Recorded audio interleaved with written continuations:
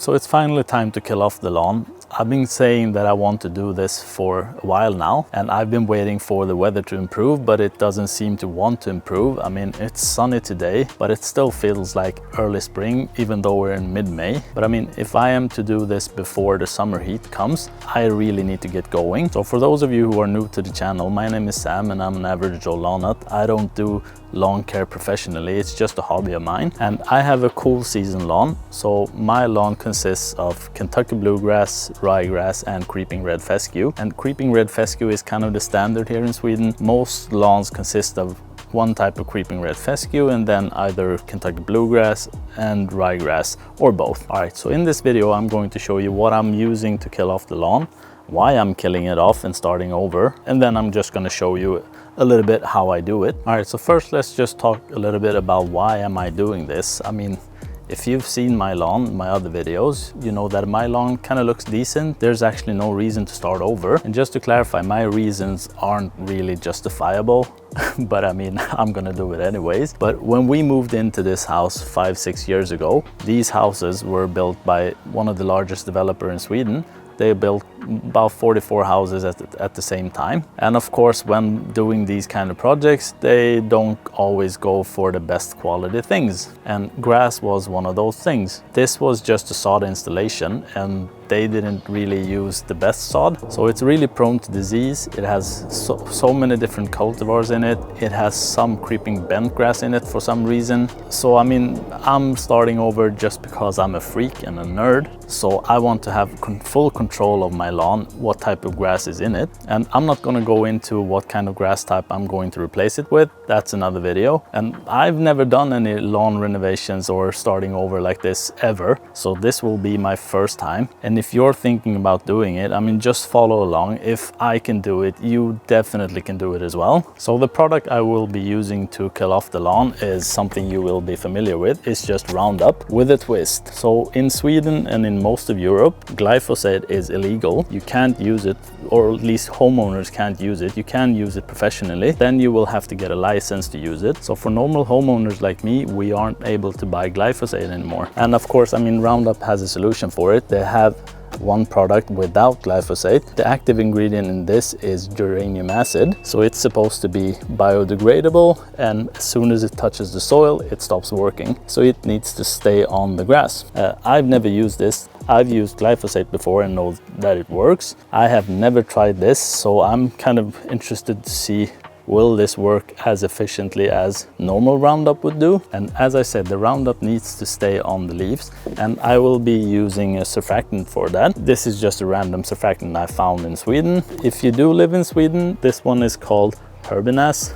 It's a non-ionic surfactant. I'll also use a blue dye just to kind of know where I sprayed and where I missed. And funnily enough, I had to buy this from the US Amazon. There are no damn dyes available in Sweden for lawn care, at least not this size that kind of costs a reasonable amount. I don't know why that is. It seems to be an American thing. I have no idea why.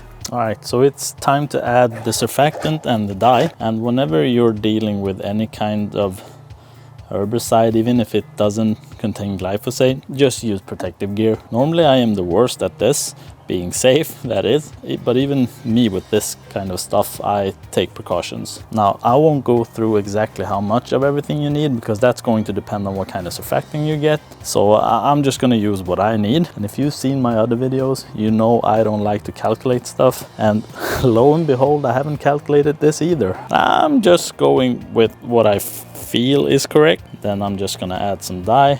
I don't calculate the dye, I'm just gonna use some dye. Maybe that's enough, who knows? Who has time to calculate stuff? I mean, you've been at work all day long, you come home, you just want to get this done. You just take some dye, some surfactant, it'll be fine. No one is going to die. Well, the grass is going to die, well, hopefully. And this one actually comes with a pump sprayer, but I'm kind of doubting this will be a very good sprayer. All right, now I just want to make sure I mix up that surfactant and dye. All right, so now we're good to go. Let's start off and kill the grass. curious what the neighbors will say when they see this. They already think I'm nuts when they see me with the backpack sprayer. They think I look like a Ghostbuster. I wonder what they say when I go around with this, gloves, and spraying stuff on the lawn. Who cares? Safety first.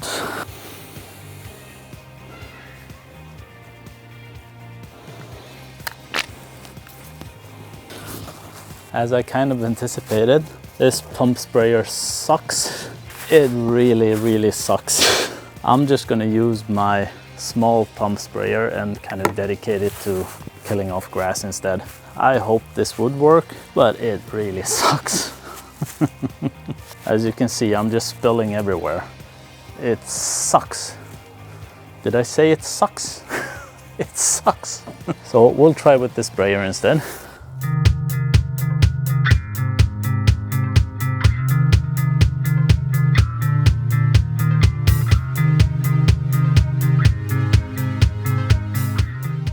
I'm just going to use this piece of cardboard to not hit any of the bushes, otherwise the neighbors will be angry. I don't think I will be invited to any more barbecues if I kill off all the bushes.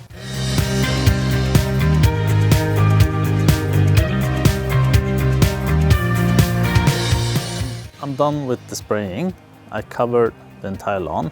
I actually had to buy one more 5-liter container of Roundup. 10 liters wasn't enough, and I have roughly 2,000 square feet. I'm not sure if that's because I used my own pump sprayer. Maybe it just pumps out too much. These built-in pump sprayers sucked. They were horrible. So I'm not sure. Maybe I used too much. So for my lawn, I ended up using 15 liters. I have to say the dye made it so much easier. I'm not sure if I would do this without the dye, even if you have to buy it from the US. So it says it's going to take effect within the hour, but I mean during the week it's just going to start going through the grass into the roots and start killing it off. I mean I'm sure it won't kill everything. Surely I missed some spots here and there. So I'm anticipating to do another application, at least one more. As soon as this dies off, I am going to water it in because I kind of want to encourage the weed grasses and everything that hasn't started growing to kind of grow and green up. Then you can go around kind of spot spraying and killing those areas off. But for now, you just leave this and make sure you do this when it's not windy out. So if you do this a windy day, it's just gonna blow everywhere. I had some gusts when I did this around the bushes, so I might have hit a bush or two. I'm not sure. We'll see if the neighbors invite me to the next barbecue or not. You never know. In that case, this Roundup says it won't kill the entire bush. It just will kill off where you hit the leaves. It's not strong enough to kill entire bushes and trees. And also make sure you keep track of the weather. You don't want it to rain. This stuff has to stay on the grass for at least 6 hours before you water it in or it rains or anything like that. And it's not supposed to rain for 2 days, so that's why I wanted to get it done today. So I should be fine. But if it does rain within the hour or two, you might have to just redo everything. So I'll leave this for a week and then we'll have a look how it looks. So see you guys in a week. So this is how it looks after a week. So it's been about 8 days since I sprayed it with Roundup with the geranium acid instead of glyphosate. And it's looking pretty dead. I have some areas which are green. Now the same night I used the Roundup, the temperatures dropped. We had some frost during the night. And according to the label, for this to work, it needs to be between 53 and 77. So between 12 degrees Celsius and 25 degrees Celsius. Maybe it didn't take as well as it should. And some of this looks like new growth, so I'm not sure. Well, it didn't kill it all. And I might have overused some dye in those areas. But I mean, overall, it's looking pretty dead. I have some areas here, some areas here, and in the middle part here. And over in the front, it's looking really dead. I have some areas here where it's still green. So I'm actually just gonna hit those areas again with the Roundup and just wait another week and see if I can kill it all. I mean, I've never used glyphosate on this level to kill off this much. First impressions of the Roundup without glyphosate is that it does work, but I would have hoped and imagined it would have worked better, had more coverage than I'm having right now. But as I said, I'm not sure if that's me using it at a wrong time maybe it was too cold, maybe I didn't have enough of it. You never know, but we'll see. We'll add some more and we'll see how it goes.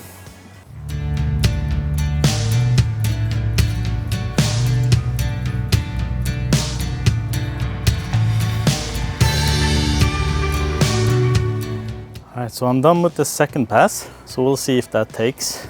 I'm sure I'm not going to get 100%, but I want to get as close as 100% as I can. And it's starting to turn yellow. I'm getting there. Now I said I need to water it in, but I didn't have to do that because the rainfall did it for me. And I mean, I just wanted to do that just to kind of get any dormant seeds to grow or any weed grasses to grow so I can kill it off. And as I said, the rain did it for me, and I'm betting some of this is because of that. That's just new growth. We had better weather, we had rain, so all this new grass and kind of weeds are coming up. But hopefully I caught that today. So I guess we just revisit this in a week and see how it looks then. And then I need to scarify this because I just want to prep the ground for the new soil and the new seeds. But we'll see in a week if it's okay to kind of proceed with that, or if I need to do another application of Roundup. But it's looking good. It's looking dead. I'm just getting a little bit stressed because it's end of May now and I still haven't killed everything off. I wish I were here like in April or something like that, but I mean, you have to play it by the weather. You can't do it if you don't have any growth. It needs to be actively growing for you to kill it off, weirdly enough. But yeah, I'll see you guys in a week and we'll have a look and see how it looks then. So it's been 2.5 weeks now since I did the first application, and then about a week since I did the second application. And as you can see, I mean, I still have some green spots here and there, but I mean, overall it's kind of dead. I'm not sure if the camera picks it up, but I have some areas where it's still green, but overall it's looking pretty dead. Now, did that work better than the glyphosate Roundup? I'm not really sure, but it worked. It's pretty dead now. And this is the side area. I mean, there's still some dye left, so some areas look green, but they really aren't. It's dead, trust me. All right, so it's time to scarify the entire lawn and prepare it for the soil, which comes in 2 days. I have a lot of dead grass, a lot of dead material just laying on top of the soil. I want to make sure to get rid of some of that before the soil comes and kind of prepare the ground for the new soil and the new seeds. So let's get going with the scarifying, and also make sure you use the scarifier attachment and not the power raker attachment. This won't cut that deep into the soil. For this part, I want to cut as deep as I possibly can, kind of prepare the soil. So then you need the solid ones and not just the tines.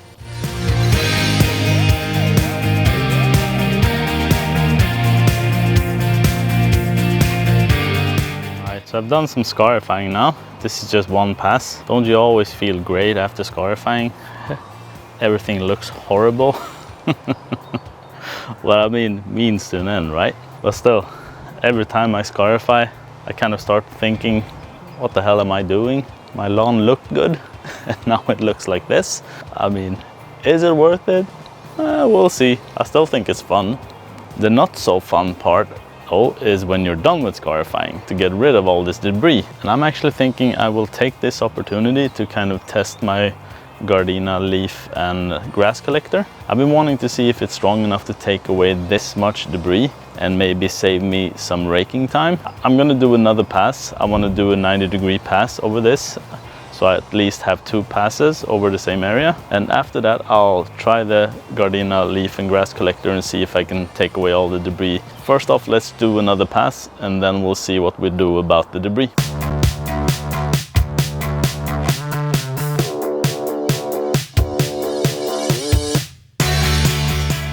I'm done with the double pass. It's looking even more awful now. I mean, seriously, even I'm wondering at this point, what the hell am I doing? I mean, look at this. Does this look like a lawn you want? But I have to tell you, these machines, kind of like the Sunjoe, Greenworks, Scarifier, they work great for homeowners. For a double pass, not so great. I think you would have needed a stronger machine to be able to do a proper double pass. Especially since you have so much debris, it's hard to kind of get to the soil. Maybe the best way would have been to take away the debris and then do another pass, but I mean, that would take forever. Now let's try the Gardena grass and leaf collector to see if I can take away this debris. And if that doesn't work, then I guess I have to take the rake.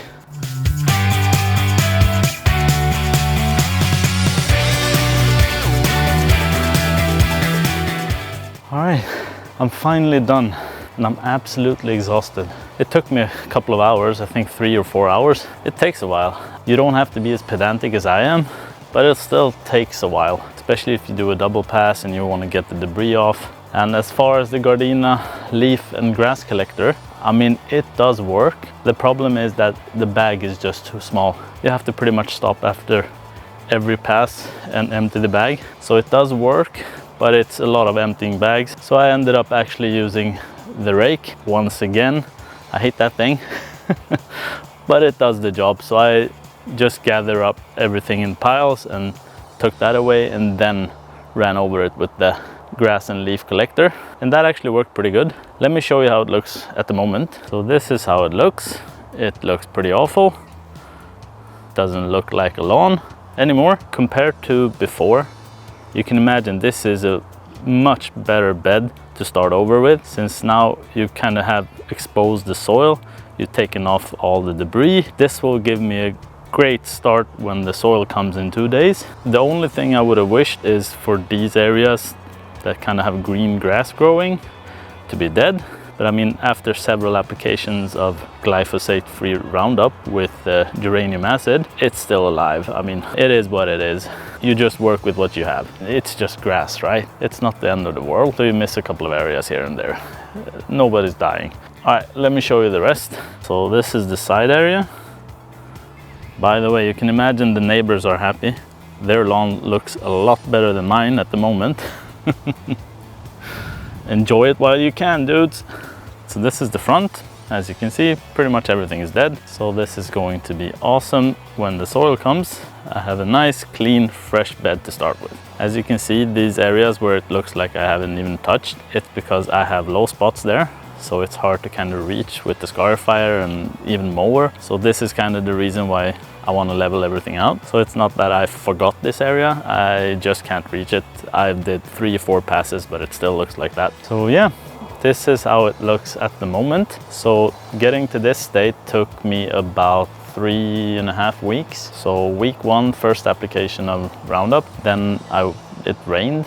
So I had some new growth. So week 2 was the second application of Roundup, and now it's week 3. And I don't want to do any more applications of Roundup because then I can't start seeding for another week or 2. I don't want to seed right next to a Roundup application because that might disrupt the germination process. And I mean, it's 1st of June today. We're in June. I'm getting quite stressed to get this lawn going before the summer heat comes, but it's been a weird spring. And again, it's not the end of the world, it's just grass.